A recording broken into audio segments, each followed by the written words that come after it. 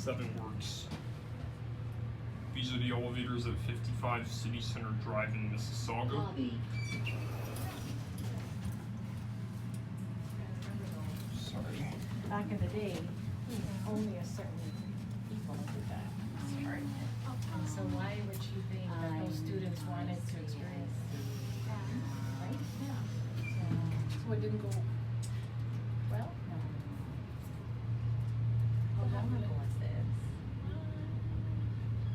I think 5 years. So the kids were they hurt? They weren't hurt. 6th floor. Where that young was only for certain people. Yes. I see. Was part of the history. It's this one here. Cab view.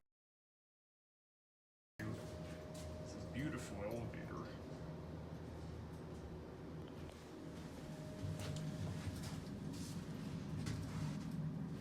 Should get off at the lobby.